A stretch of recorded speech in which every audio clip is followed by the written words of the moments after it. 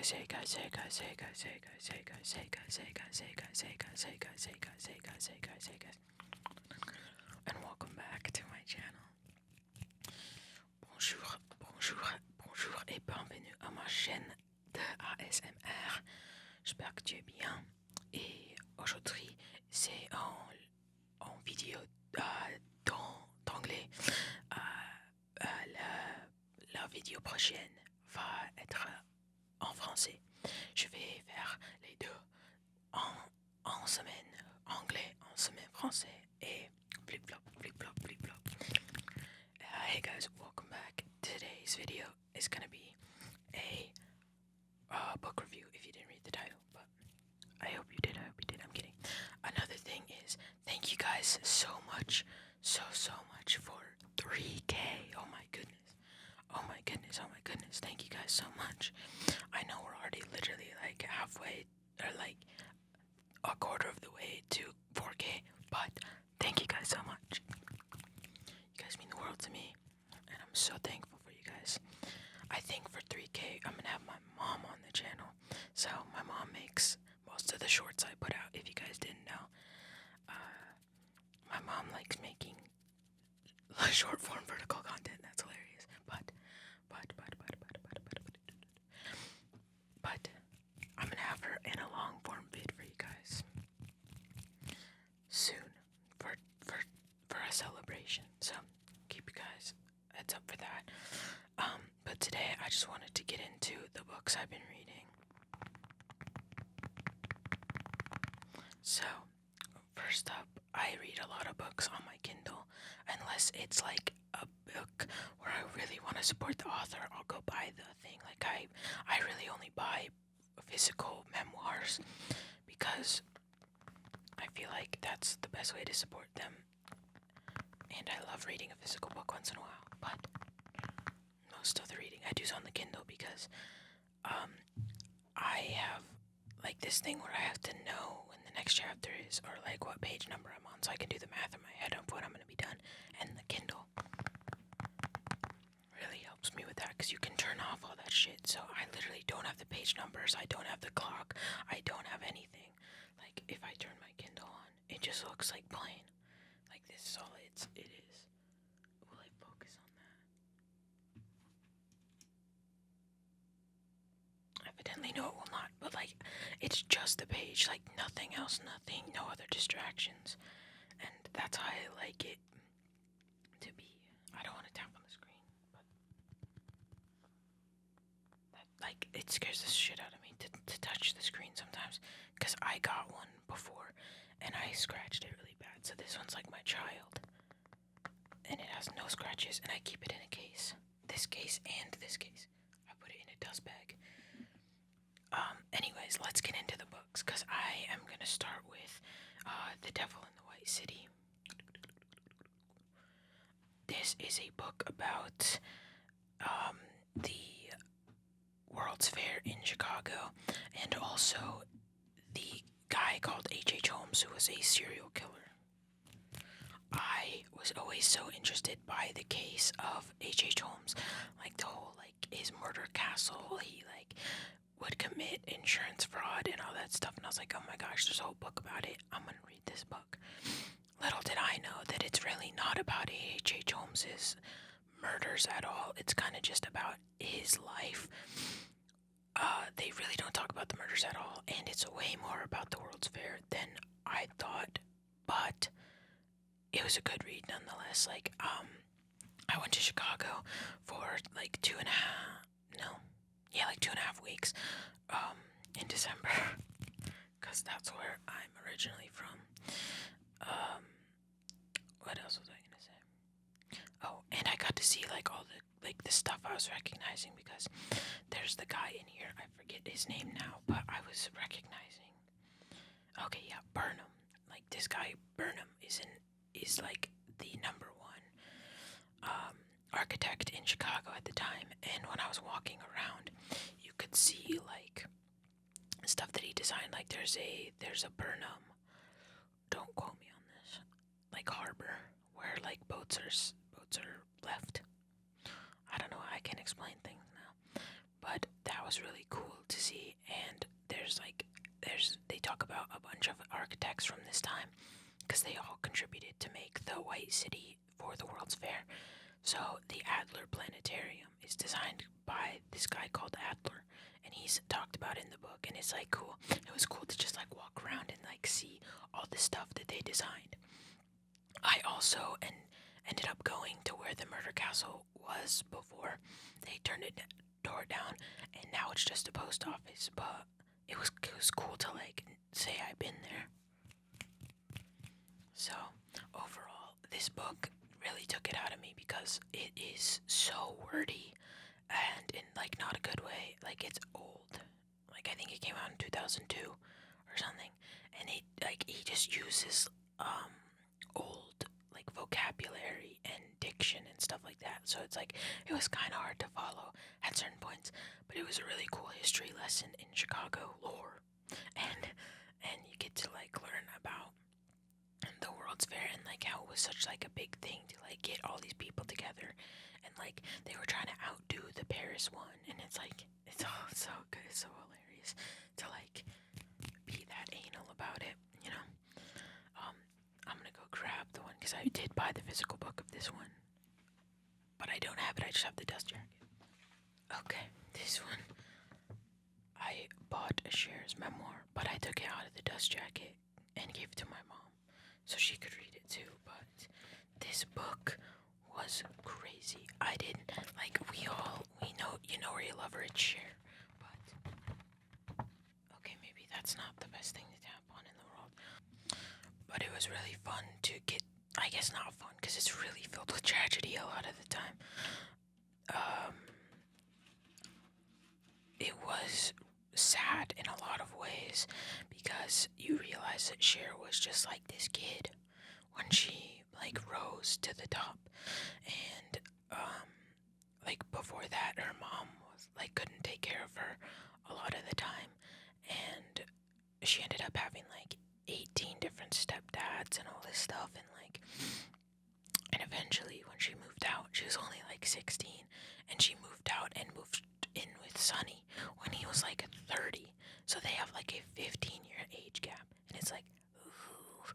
And like at first, like in the book she says like they didn't do anything, but like towards the end they end up having a kid together and getting like quote unquote married. So I don't know why my voice just did that, but they end up getting married, and it's like, what is Sonny, what the hell? And throughout it also, Sonny just does so many questionable things in his life and career and with Cher. Like how the Sonny and Cher show came about was because they were broke and they were just like shooting the shit one day on stage, like they did a lot of the times because they didn't really have any more new songs to sing, and it was like the same couple people that were coming to the shows, and so they would just start doing like bits together, and eventually that got them the Sonny and Cher show, and you realize that they were in a very tumultuous spot when they were filming the Sonny and Cher show because of Sonny. He's just like an asshole, and what else was what I was gonna say something. Oh, they're after like they quit the Sonny and Cher show and eventually got like divorced. Like they were never like really married. I don't think. Don't quote me on that. Well, we can look it up. Were Sonny and Cher actually married?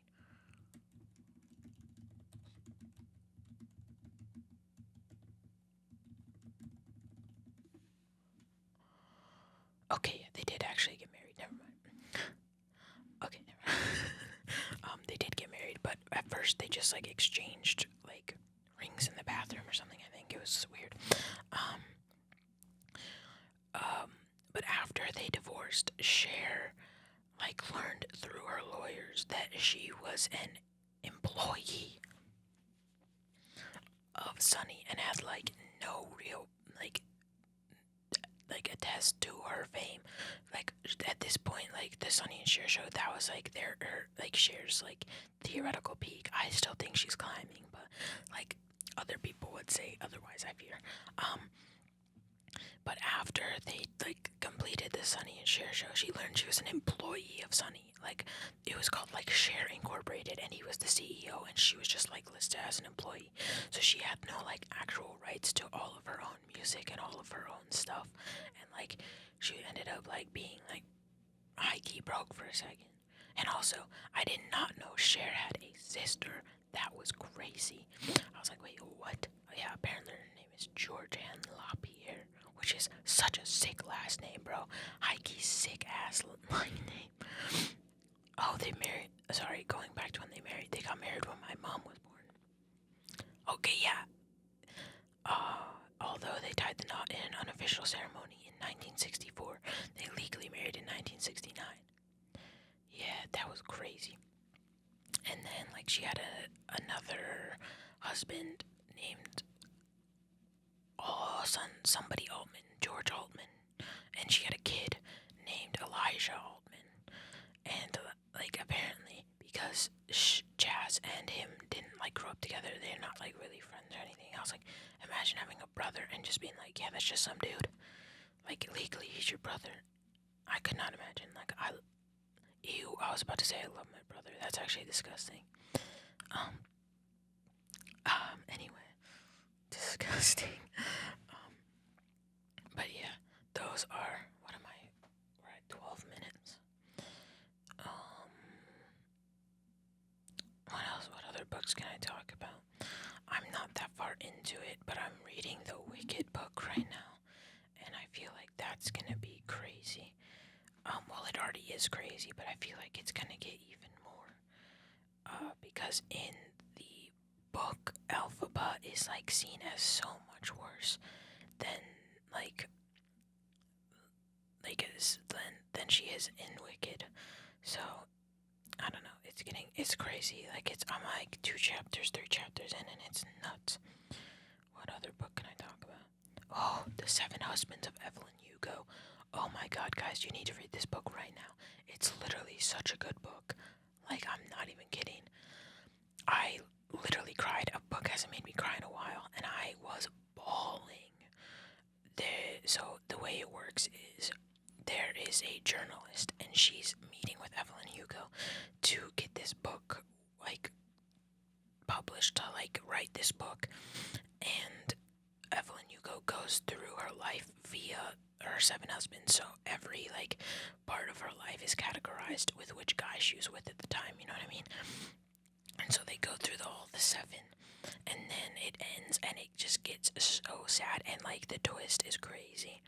But I guess it's based off of Liz Taylor, and I didn't know who that was. I'm going to level with you.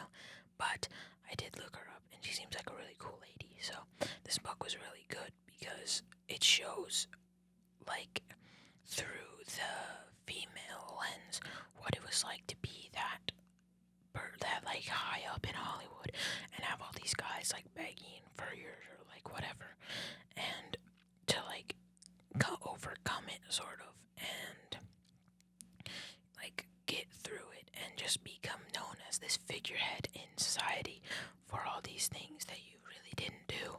Like it was just like, oh, you married this guy, congrats, you're in all these movies. Oh my goodness. And like it's literally nuts. And it gets really sad at the end, but it's like a really good conclusion where like you can tell that they got all their thoughts out about the 7 husbands and the story is where it needed to be. It is just like a really tragic story, but I feel like it has to be. All good stories have to have tragedy at some point, or else you don't grow as like a person.